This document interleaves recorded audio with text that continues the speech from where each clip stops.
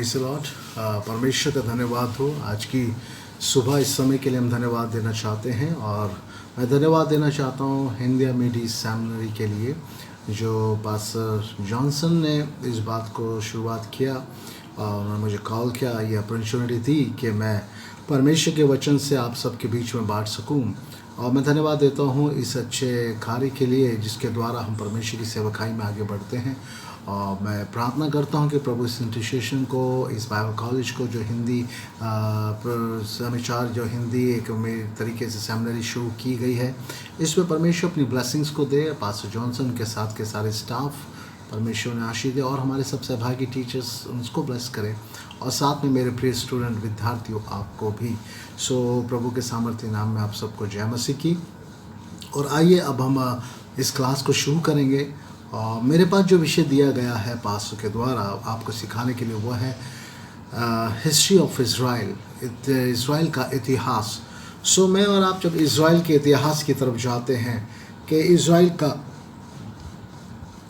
इतिहास क्या है, सो यदि मैं और आप देखें वचन से उत्पत्ति 12 अध्याय से हम इब्राहिम के बारे में पढ़ते हैं। सो इज़राइल की शुरुआत वो इब्राहिम की बुलाहट से है।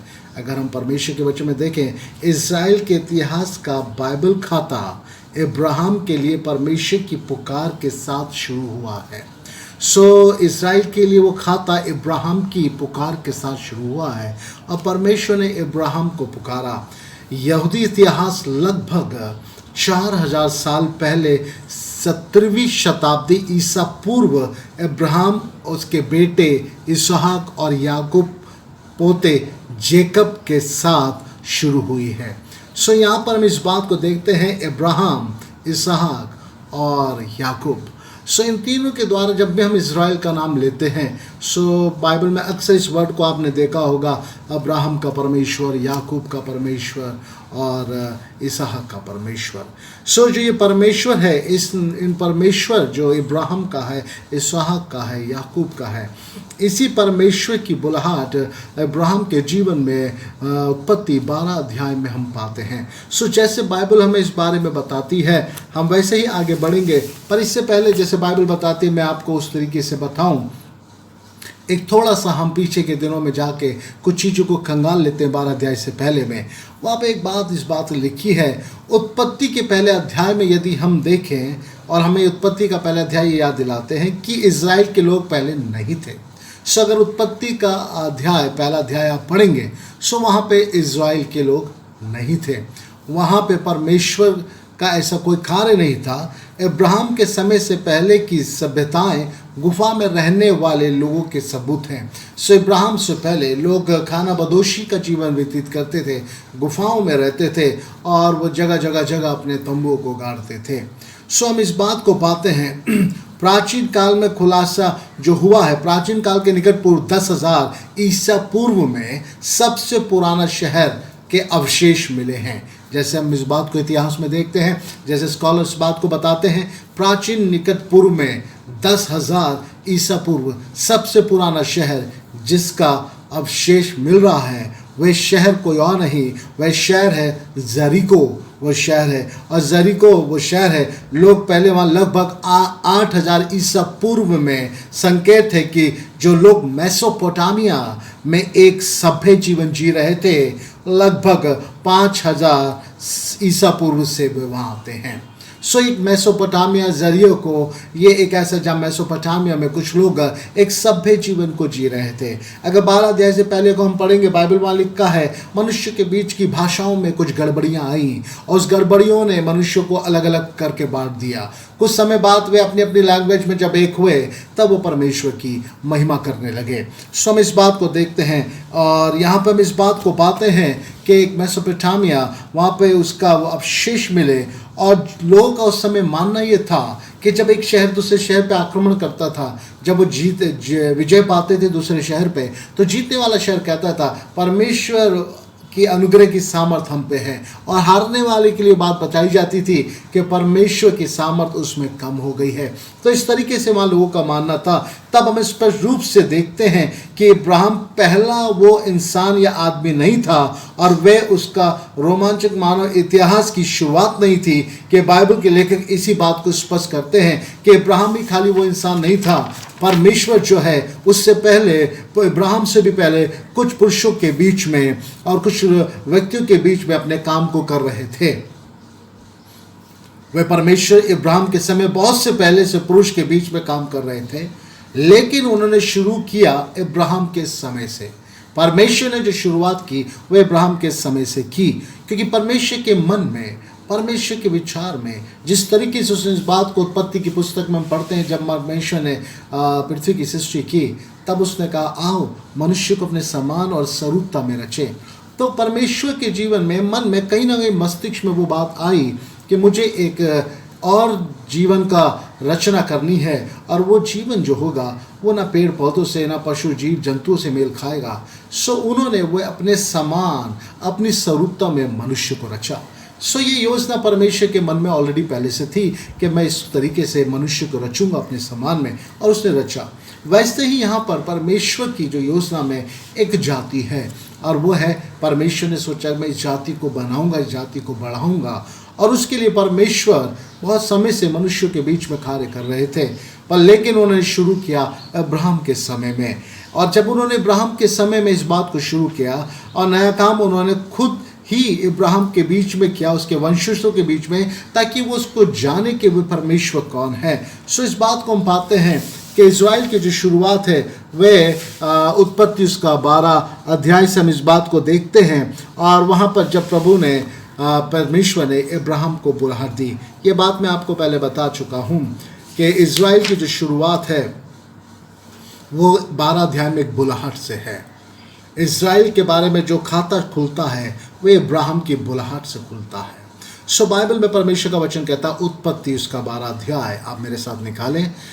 यहोवा ने इब्राहिम से कहा, अपने देश और अपने कुटुंबियों और अपने पिता के घर को छोड़कर उस देश में चला जा जो मैं तुझे दिखाऊंगा। सो यहाँ पर इब्राहिम को परमेश्वर ने एक आज्ञा दी, और वो आज्ञा ये थी, वो एक बुलाहट थी कि अपने पिता, अपने कुटुंबियों को छोड़ और क्या कर, उस देश में जा जो मैं तुझे दिखाऊंगा। अगर इससे पहले हम जाएं तो इब्राहिम के बारे में हम पाते हैं, उनके पिता के बारे में 27 पद, उत्पत्ति उसका 11 अध्याय का 27 पद बताता है। 13 की वंशवाली ये है कि 13 जो था उसके 3 पुत्र थे, और वो 3 पुत्र कौन हुए? इब्राहिम, नाहोर और हराम। ये 3 पुत्र उसके हुए जब आप पढ़ते हैं बाइबल में। और इन 3 पुत्रों में हम इस बात को देखते हैं, हारान का पुत्र लूत हुआ, हारान कसीदी देश में मर गया, नाहोर कसीदी देश में रह गया। 13 ने अपने पुत्र, इब्राहिम के पिता ने अपने पुत्र इब्राहिम को, अपने पोते लूत को और इब्राहिम की पत्नी सारा को लेकर वे हारान नाम देश में पहुंचकर रहने लगा, और 13 जो इब्राहिम के पिता थे वो वहाँ पे मृत्यु को उन्होंने ग्रहण किया। सो इस बात को देखते तब वहाँ पे इब्राहिम, लूत और सारा बचे। और तब हम बात को पाते हैं 12 अध्याय के पद में, यहाँ परमेश्वर इब्राहिम से कहते हैं कि अपने देश, अपने पिता, अपने कुटुंबियों को छोड़, और जो देश में तुझे देने पे हूँ उसके लिए तू निकला। सो यहाँ पर इब्राहिम को परमेश्वर की एक योजना को पूरा करने के लिए उसको परमेश्वर की आज्ञा को मानना आवश्यक है। सो पहली बात हम देखते हैं इब्राहिम की बुलाहट। मैं आपसे एक बात बताना चाहता हूँ, यदि आप, मैं इज़राइल के बारे में जानना चाहते हैं, सो हमें इब्राहिम के बारे में, हमें इसहाक के बारे में, और हमें याकूब के बारे में, हमें इन बादशाहों के लोगों के बारे में हमें जानने की आवश्यकता है। जैसे जैसे हम इब्राहिम के बारे में जानेंगे, वैसे वैसे इज़राइल के उत्पत्ति और इज़राइल के कार्यों के बारे में हम जानते रहेंगे, क्योंकि इज़राइल का खाता इब्राहिम की बुलाहट से ही बाइबल में खुला है। आमीन।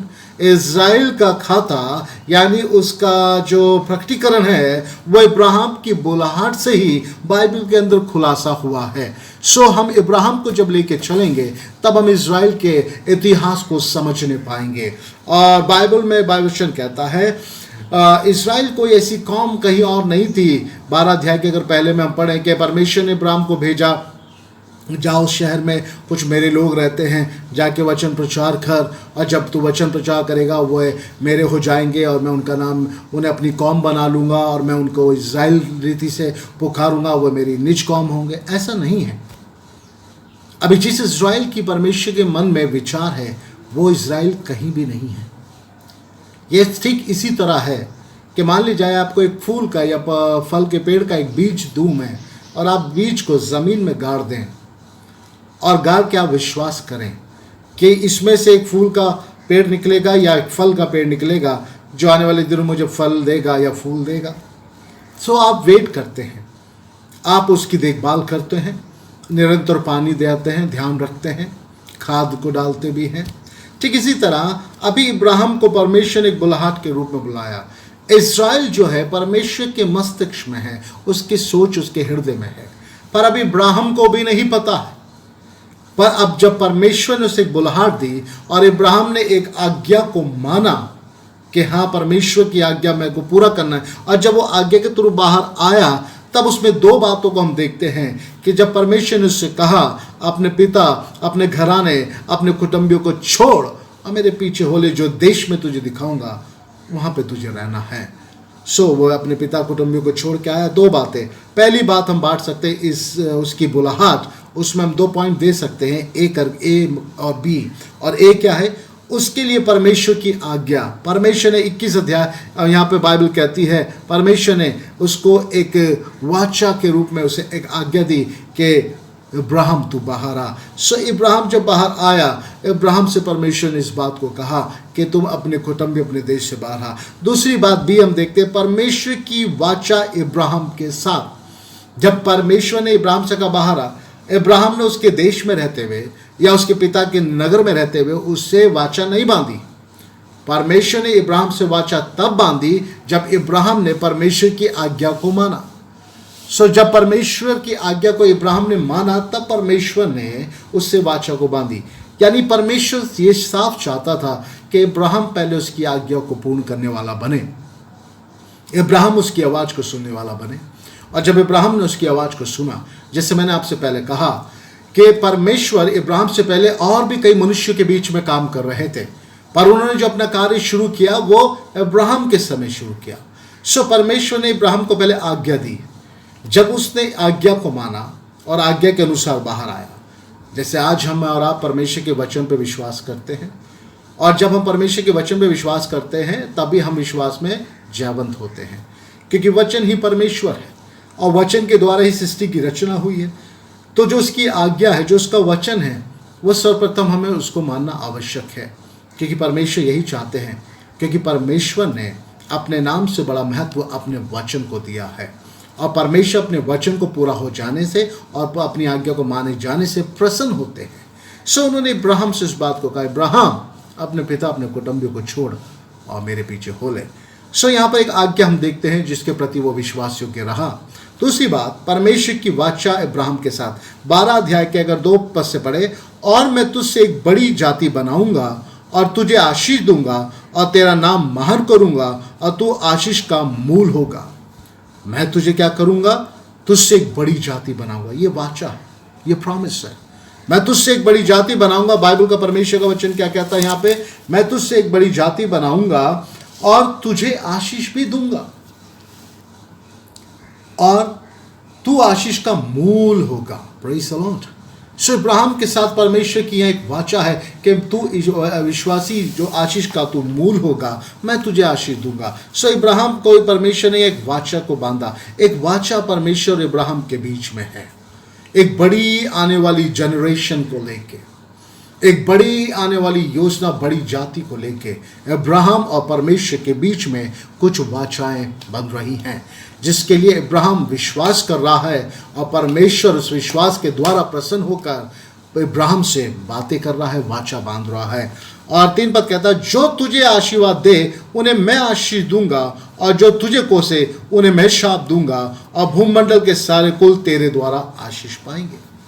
सो यहाँ पे परमेश्वर इब्राहिम से कह रहा है, तू वो जन है जिसने मेरे वचन पे विश्वास किया, और मैंने जब तुझसे कहा तू अपने पिता के कुटुंबियों को छोड़ मेरे पीछे हो ले, तूने बिना सवाल जवाब किए मेरे पीछे आ गया। मैं इब्राहिम की एक बात को बड़ा पसंद करता हूँ कि इब्राहिम परमेश्वर से कोई सवाल जवाब नहीं करते दिखाई दिए कभी भी। जब उन्होंने कहा अपने बेटे को भी बलिदान कर, तब भी उन्होंने कुछ बात नहीं करी। तो इब्राहिम का एक नेचर था, आज्ञा मानने वाला मन था इब्राहिम के पास, और इब्राहिम परमेश्वर को जानते थे। सो एक आज्ञा मानने वाला मन था। तब परमेश्वर ने उनकी बुलाहट में पहले आज्ञा, दूसरा उनके संग वाचा बांधी। सो जो वाचा परमेश्वर ने बांधी, ये वो बीज है जो बोया गया है, ये वो बीज है जो धरती पे बोया गया है, इस आशा से कि आने वाले दिनों में ये फलवंत होगा। ठीक उसी प्रकार जैसे हम करते हैं, वैसे परमेश्वर ने एक बीज को बोया इब्राहिम के साथ वाचा में, कि आने वाले दिनों में ऐसा ही होगा। पर यदि आप थोड़ी देर इब्राहिम की कंडीशन को देखें, तो इब्राहिम एक बुजुर्ग है और उसकी वाइफ जो सारा है, पत्नी, वो बांझ है, उसके कोई पुत्र नहीं अपना। पर परमेश्वर ये कहता है वाचा में, मैं तेरे द्वारा एक बड़ी जाति को बनाऊंगा। सो ये बात तो मानते मेरे प्रिय विद्यार्थियों, कि जहां से परमेश्वर बोलते नहीं वहां से भी काट लेते हैं। ये मैं और आप जानते हैं कि परमेश्वर के लिए कोई कार्य असंभव नहीं है, सब कार्य परमेश्वर के लिए संभव है। सो हम परमेश्वर का धन्यवाद करते हैं इस बात के लिए कि परमेश्वर महान खुदावंत है जो हमारे बीच में इस कार्य को करता है। हालेलुया। वैसे ही उसने इब्राहिम के साथ भी इस काम को किया, और परमेश्वर ने इब्राहिम से एक वाचा को बांधा। और बाइबल को हम देखते हैं, यहाँ परमेश्वर ने कहा मैं तुझे एक जाति दूंगा। अगर हम इस बात को देखें कि इज़राइल है क्या, इज़राइल परमेश्वर की मन की एक योजना है जो परमेश्वर मनुष्य के द्वारा पूरी करने जा रहा है। इज़राइल परमेश्वर की योजना में है, इज़राइल परमेश्वर के मस्तिष्क में है। परमेश्वर एक विश्वासी व्यक्ति के द्वारा, इब्राहिम के द्वारा, अपनी एक कौम को बनाने जा रहा है, एक बड़ी जाति को बनाने जा रहा है। यानी परमेश्वर चाहते हैं कि एक बड़ी जाति हो जो परमेश्वर को धन्य कहे, परमेश्वर की आज्ञा को माने, परमेश्वर उनको अपना बेटा माने और परमेश्वर ने आशीष दे। परमेश्वर चाहते हैं। सब परमेश्वर ने इब्राहिम को चुना क्योंकि इब्राहिम आज्ञा मानने वाला व्यक्ति है, इब्राहिम आज्ञा को पूरा करने वाला व्यक्ति है। सो इब्राहिम की इज़राइल का खाता बाइबल में इब्राहिम की बुलाहट से शुरू होता है। आमेन, प्रेज द लॉर्ड। सो यहाँ पर हम देखते हैं कि परमेश्वर ने वाचा, दूसरी बात जो वाचा परमेश्वर ने इब्राहिम के साथ बांधी है, उन वाचा को बड़े ध्यान से हम सुनेंगे, क्योंकि वाचा खाली इब्राहिम के लिए नहीं है, पर इब्राहिम के द्वारा आने वाली बड़ी जाति के लिए है, इज़राइल के लिए है। सो आइए सर्वप्रथम हम उन वाचाओं के बारे में जानें जो वाचा परमेश्वर इब्राहिम से, मैं आपसे फिर कहता हूँ, जो बातें परमेश्वर इब्राहिम से कर रहा है, वो बातें परमेश्वर इब्राहिम के साथ साथ आने वाली बड़ी जाति से भी कर रहा है, उनके लिए उपाय कर रहा है। पहली बात अगर हम इसको देखें, वाचा की मुख्य बात है, पहला पॉइंट डालेंगे। अगर हम देखेंगे, मैं तुझसे एक बड़ी जाति बनाऊंगा, 12 अध्याय का 2 पद कहता है, मैं तुझसे एक बड़ी जाति बनाऊंगा। Hallelujah, praise the Lord. So परमेश्वर कहता है मैं तुझसे एक बड़ी जाति बनाऊंगा। और इसी रीति से अगर हम 15 अध्याय को हम देखेंगे, 15 अध्याय का 4 से 7 पद, वहां पे क्या बात करता है? 15 अध्याय का 4, तब यहोवा का ये वचन उसके पास पहुंचा कि ये तेरे अब वारिस ना होगा, तेरे जो निज पुत्र होगा वही तेरा वारिस होगा। सो जब परमेश्वर ने ये वाचा बांधी कि इब्राहिम मैं तेरे द्वारा एक बड़ी जाति बनाऊंगा, उस समय मैं तो बुजुर्ग हूँ, मेरी पत्नी तो बांझ है, ये जो लूत में हमारे साथ है इसी पे तेरी आशीष हो। प्रभु ने उससे एक बात कहा, चौथे पद में, तब यहोवा का ये वचन उसके पास पहुंचा, ये तेरा वारिस ना होगा जिसको तू आगे कर रहा है। तेरा वारिस कौन होगा? तेरा वारिस तेरा निज पुत्र होगा, वही तेरा वारिस होगा। सो परमेश्वर की वाचा बांध रहा है, किससे? इब्राहिम जो बुजुर्ग है, उसकी पत्नी जो बांझ है, जिनका अपनी कोई संतान नहीं, पर परमेश्वर कहता है तेरी निज संतान के द्वारा ही मैं अपनी जाति को बनाऊंगा। सो यहाँ पे हम वाचक की मुख्य बातों को देख रहे हैं, परमेश्वर कह रहा है, और यहाँ पे परमेश्वर कहता है कि मैं तेरे द्वारा एक बड़ी जाति बनाऊंगा, और वो जाति तेरे पुत्र, तेरे भांजे लूत के द्वारा नहीं, या तेरे दास या दासियों के द्वारा नहीं, या और किसी के द्वारा नहीं, पर वो जाति तेरे निज पुत्र के द्वारा होगी। सो यहाँ एक ऐसी वाचा है जिस पर विश्वास करने की आवश्यकता है, और इब्राहिम इस बात पे विश्वास करता के लिए हम देखते हैं कि इब्राहिम इन बातों पे विश्वास करते हैं। दूसरी बात यह लिखा है, मैं तुझे बड़ी जाति बनाऊंगा, उसमें लिखा है, और उसे मैं आशीषित करूंगा। एक बड़ी जाति बनाऊंगा, उसे मैं आशीषित करूंगा, और लोगों के द्वारा वो आशीषें, परमेश्वर कहता है, वो पूरी होंगी उनके जीवन में जो मैं तेरे द्वारा करता हूं। मैं अपनी जाति को संसारिक रीति से आशीष दूंगा, तमाम उनकी ज़रूरतों को पूरा करूंगा, उन्हें मैं आशीषित करूंगा, उन्हें मैं बढ़ाऊंगा, उन्हें मैं उठाऊंगा। यह आशीष परमेश्वर ने इब्राहिम से कही वाचा, यही वाचा जो इब्राहिम से हो रही है वो पूरी एक जाति से हो रही है। जो वाचा परमेश्वर इब्राहिम के साथ बांध रहे हैं वो वाचा केवल इब्राहिम के साथ नहीं है, पर वो वाचा इब्राहिम के द्वारा, उसके निज पुत्र के द्वारा जो एक बड़ी जाति बनेगी, तैयार होगी, इज़राइल, उसके लिए परमेश्वर कर रहे हैं।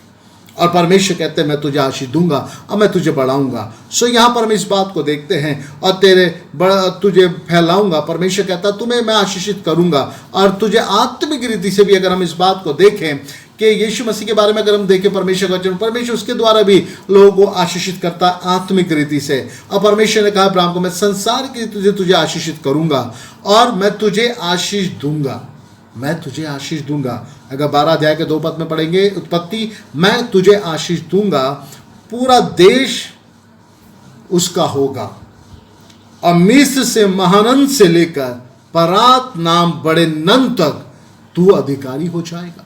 सो परमेश्वर इब्राहिम को एक बहुत बड़ी जाति देना चाहता है, एक बहुत बड़ा देश भी देना चाहता है। जो अभी इब्राहिम और परमेश्वर के बीच में वाचाएं चल रही हैं, अभी इज़राइल नहीं है, क्योंकि अभी निज पुत्र इसहाक भी नहीं है, अभी केवल परमेश्वर वाचाएं दे रहा है, इब्राहिम उस पर विश्वास कर रहे हैं। आमीन। इब्राहिम जो विश्वास कर रहे हैं वो इज़राइल की शुरुआत के लिए है, इज़राइल की स्टार्टिंग है। Praise the Lord. आगे हम इस बात को देखते हैं, और परमेश्वर वचन कहता है मैं तुझे आशीष दूंगा। सो वचन इब्राहिम के लिए क्या कहता है, तू बहुत धनवान होगा। 24 पद के अगर 35 पद में हम देखें, वहाँ पे परमेश्वर का इब्राहिम का दास बोलता है जाके कि मेरे स्वामी को उसके परमेश्वर ने बहुत धनवान किया है। तो ये गवाही है कि इब्राहिम को जब परमेश्वर ने कहा अपने कुटुंबियों में से, अपने पिता के घराने को छोड़ मेरे साथ आ, तो परमेश्वर ने इब्राहिम को बहुत धनवान बनाया। परमेश्वर ने इब्राहिम को बहुत सारे से आशीषित किया, और बाइबल ये बताती है उसे इतना आशीषित किया कि वो बहुत धनवान व्यक्ति बन गया। इब्राहिम हर क्षेत्र में परमेश्वर ने उसे ब्लेस किया। क्यों? क्योंकि इब्राहिम परमेश्वर की आज्ञा को मानने वाला जन है। तो इज़राइल की जो शुरुआत है वो आज्ञा मानने से है। इससे अगर आप आगे पढ़ेंगे, परमेश्वर हमेशा इज़राइल से बात कहता है कि मेरी आज्ञाओं को मानो, मेरी आज्ञाओं को पालन करो, मेरे वचनों का पालन करो, मेरी ओर फिरो, मेरी सुनो तो मैं तुम्हें आशीष दूंगा। सो हर जगह में एक बात को पाते हैं, आने वाले समय जब हम पढ़ेंगे, कि परमेश्वर इज़राइल से आज्ञाओं को मांगता था कि वो इसकी आज्ञा पूरा करें, क्योंकि इज़राइल की जो शुरुआत है वो आज्ञा मानने से है। आमीन। Praise the Lord. इब्राहिम ने आज्ञा मानी और इब्राहिम की आज्ञा मानने से वो बात हुई। सो यहाँ हम इस बात को देखते हैं कि उसको आत्मिक रीति से भी आशीष मिली और आत्मिक रीति से भी उसे बढ़ाया, और संसारिक रीति से परमेश्वर ने उसे आशीष दी और परमेश्वर का नाम उसके द्वारा महिमा पाया। तीसरी बात हम देखते हैं, मैं तेरा नाम बड़ा करूँगा। यानी परमेश्वर कहते हैं मैं तेरा नाम बड़ा करूंगा। उत्पत्ति 12 अध्याय के 2 पद में कहते हैं मैं तेरा नाम बड़ा करूंगा, तेरे द्वारा जाति बनाऊंगा। और इस बात को अगर हम देखें, परमेश्वर उसके द्वारा बहुत बड़ी जाति बनाते हैं और उसके नाम को बहुत बड़ा करते हैं। अगर हम इस बात को देखेंगे, गलातियों की पुस्तक 3 अध्याय के 13 से 14 पद में आप वहाँ पढ़ सकते हैं, मैं पढ़ूंगा नहीं पर आप उसे पढ़ सकते हैं, कोट कर लीजिए। परमेश्वर आपको आशीष दे। और यीशु मसीह के द्वारा ये बात पूरी हुई। वहाँ पे हम टैली करते हैं यीशु मसीह को भी। सो जो आप पढ़ेंगे गलातियों 3 का 13-14 में, वहाँ यीशु मसीह को भी परमेश्वर ने तरीके से ब्लेसिंग्स हुई हैं, और यीशु ने क्या, वहाँ पे यीशु के द्वारा क्या हुआ है ये आप पढ़ सकते हैं। और जो तुझे आशीष दे, आशीर्वाद दे, मैं उसे आशीर्वाद दूंगा, जो तुझे श्राप दे मैं उसे श्राप दूंगा। सो यहाँ परमेश्वर इब्राहिम से वाचा बांधता है। इसका मतलब परमेश्वर पूरे जीवन भर इब्राहिम से कह रहा है जो तुझे आशीष दे उसे मैं आशीष दूंगा। यानी एक निज कौम के साथ परमेश्वर अपनी घनिष्ठता को बना के चलना चाहते हैं।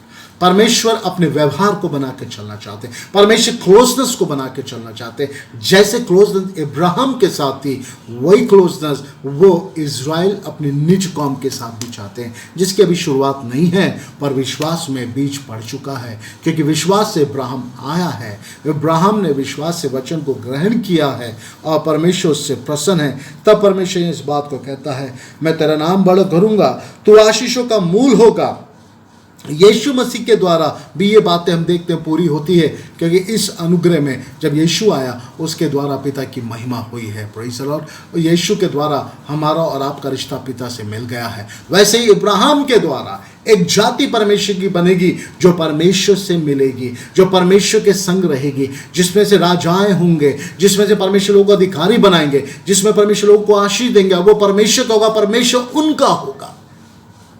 आमीन। उसी तरह परमेश्वर इब्राहिम को भी लोगों के लिए अपनी योजना में इस्तेमाल करना चाहते हैं। हालेलुया। और छठी बात, भूमंडल के सारे कुल तेरे द्वारा आशीष पाएंगे। हालेलुया। इब्राहिम को परमेश्वर ने इतना बढ़ाया है कि उसके द्वारा सारे भूमंडल के कुल आशीष को पाएंगे। Praise the Lord. ठीक उसी तरह परमेश्वर को, यीशु को भी उन्होंने इस्तेमाल किया। अगर अनुग्रह की पुस्तक हम नए नियम में देखें तो वहाँ परमेश्वर का वचन बताता है गलातियों में 3:16 और यूहन्ना 8:56 में अगर हम देखें तो वहाँ परमेश्वर भी अपने पुत्र के द्वारा आशीष दे रहा है। ठीक इसी तरह इब्राहिम को यूज कर रहा है। तब बाइबल कहती है वे हरान देश को छोड़कर शाकेम में पहुँच गया। और 12 अध्याय के 4 से 8 पद को हम देखते हैं कि इब्राहिम कहाँ से कहाँ पहुँचा। इब्राहिम का परमेश्वर का वचन क्या कहता है? यहोवा ने इस वचन के अनुसार इब्राहिम चला और लूत भी उसके संग चला। और जब इब्राहिम हरान देश से निकला उस समय वे 75 वर्ष का था। जब परमेश्वर ने उसे बुलाया और जब परमेश्वर ने उसे देश से निकाला तब वो 75 वर्ष का था। इस प्रकार इब्राहिम अपनी पत्नी सारे और अपने भतीजे लूत को और जो धन उन्होंने इकट्ठा किया था और जो प्राणी उन्होंने हरान में प्राप्त किए थे सबको लेकर कनान देश में जाने के लिए निकल चला और कनान देश में आ गए। सो वो एक कनान देश में परमेश्वर की उपस्थिति में आए। इब्राहिम 75 वर्ष का है और वो परमेश्वर की उपस्थिति में आया। कनान देश में आकर वो वहाँ पे रहा और बाइबल बताती है वो वहाँ पे आ गया। उस देश के बीच से जाते हुए अब्राम शकेम में जहाँ मोरे का बांज वृक्ष है पहुंचा। उस समय उस देश में कनानी लोग रहते थे। अब जब वहाँ पे कनानी, दूसरी बात यहाँ, वहाँ उसने एक वेदी बनाई। 12 अध्याय के यदि हम 6 पद को पढ़ेंगे तो बाइबल कहती है वहाँ पे उसने एक वेदी बनाई और उस वेदी को बना के परमेश्वर का धन्यवाद किया। और वहाँ से लिए जिसने उसको दर्शन दिया था वहाँ उसने एक वेदी बनाई, क्योंकि वहाँ उसने एक दर्शन को पाया और वहाँ पर उसने एक वेदी को बनाया। सो इब्राहिम ने परमेश्वर की आराधना के लिए पहली वेदी कहाँ बनाई? इब्राहिम ने परमेश्वर की आराधना के लिए पहली वेदी जो कनान में बनाई है। हालेलुया। सो बाइबल यहाँ पे एक बात बताती है कि ये देश मैं तेरे वंश को दूंगा। तब यहोवा ने इब्राहिम को दर्शन देकर कहा ये देश मैं तेरे वंश को दूंगा। सो कनानी लोग रहते थे। कनान को देने के लिए परमेश्वर ने कहा जिस देश में तू आया है ये कनान मैं तेरे वंश को दूंगा। दूसरी बात, अगर ये 2 सवाल हमारे जीवन में आए कि परमेश्वर ने इब्राहिम से पहली वाचा कहाँ बांधी कि देश में कनान में, कि मैं ये देश तेरे वंश को दूंगा। दूसरी बात, इब्राहिम ने पहली वेदी कहाँ बनाई परमेश्वर के लिए? बाइबल कहती है जहाँ उसने दर्शन पाया कनान में उसने एक वेदी को बनाया। हालेलुया। सो इब्राहिम एक वेदी को बना के वहाँ परमेश्वर का धन्यवाद किया। सो इब्राहिम का वेदी बनाना और परमेश्वर का धन्यवाद करना ठीक एक ऐसी बात को दर्शाता है कि इब्राहिम परमेश्वर की आज्ञाओं में एक है, उसके वचन के साथ एक है। हालेलुया। और वो उस पे परमेश्वर पे उसकी बातों पे विश्वास करता है। तब हम आगे पर देखते हैं इस बात को कि उसने वहाँ पे एक वेदी बनाई। तीसरी बात, परमेश्वर की प्रतिज्ञा वे देश में तेरे वंश को दूंगा। उसने 12 अध्याय उसके 7 पद में बेतेल में पहुंचकर फिर उसने एक वेदी बनाई। 12 अध्याय के 8 पद में हम देखते हैं फिर वहाँ से वे आगे बढ़ा और वहाँ उस पहाड़ पर आया जो बेतेल के पूर्व की ओर है और अपना तंबू स्थान में खड़ा किया जिसके पश्चिम की ओर बेतेल और पूर्व की ओर ए है। और वहाँ पर उसने यहोवा के लिए एक वेदी बनाई और यहोवा से प्रार्थना की और इब्राहिम आगे बढ़कर दक्षिण देश की ओर चला गया। सो हम इस बात को मानते हैं, परमेश्वर का धन्यवाद करते हैं मेरे प्रियो कि परमेश्वर का इस बात को हम देखते हैं, जैसे हमने इस बात को देखा कि उसने एक वेदी बेतेल में बनाई और वह दक्षिण की ओर चला गया। सो परमेश्वर यहाँ पे इब्राहिम के साथ बना रहा, उसकी वाचाओं में उसके साथ रहा, और जो वाचाएं उसके साथ मुख्य वाचाएं, मैं तुझे आशीष दूंगा, तेरे देश को आशीष दूंगा, तेरे द्वारा बड़ी जाति बनाऊंगा। जबकि उसमें 75 वर्ष का था, उसकी अपनी निज संतान नहीं थी, उसने कहा मैं तेरी निज संतान के द्वारा एक जाति बनाऊंगा। तो जो बातें परमेश्वर ने इब्राहिम के साथ रहते हुए की, वो बातें आने वाले दिनों के लिए इस्राएल के लिए आशीष हैं। और परमेश्वर ने एक व्यक्ति के ऊपर वाचा को रखा जो अब्राहम है, जो विश्वास योग्य है और परमेश्वर की महिमा में आगे बढ़ रहा है। सो हम इस बात को देखते हैं मेरे प्रिय विद्यार्थियों कि परमेश्वर ने कैसे इस्राएल की शुरुआत करी, एक व्यक्ति के द्वारा, उसकी आज्ञा मानने के द्वारा, उसकी आज्ञाकारिता के द्वारा। सो परमेश्वर को एक दर्शन दिया उसको और कहा ये कनान मैं तेरे वंश को दे दूंगा। हालेलुया। और इब्राहिम परमेश्वर की वेदी बना के उसका धन्यवाद देता, बेतेल में दूसरी वेदी बनाता है और वह दक्षिण की ओर, देश की ओर चला जाता है। सो खुदा का धन्यवाद हो। मैं अपने इस क्लास को यहीं पर विराम दूंगा और इस सत्र को यहीं विराम दूंगा। आज पहला हमारा सत्र था इज़राइल के इतिहास के बारे में, और अभी बहुत समय हम मिलेंगे और हम आने वाले दिनों में इज़राइल की बातों को समझ पाएंगे और इब्राहिम, इसहाक और याकूब के बारे में समझेंगे। सो खुदा आप सबको बहुत आशीष दे मेरे प्रियो, और आप ज़रूर पढ़ें और इस अध्याय को पूरा पढ़ें। कहाँ पहली वेदी बनी, कहाँ परमेश्वर ने इब्राहिम को दर्शन दिया और कहाँ उसने दूसरी वेदी बनाई, और वो बेतेल था और वह दक्षिण की ओर चला गया। सो प्रभु आप सबको आशीष दे, और आने वाले दिनों में हम और इस्राएल के इतिहास के बारे में देखेंगे, सुनेंगे और सीखेंगे, और परमेश्वर आपको आशीष देगा। Praise the Lord. प्रभु आप सबको आशीष दे। Thank you.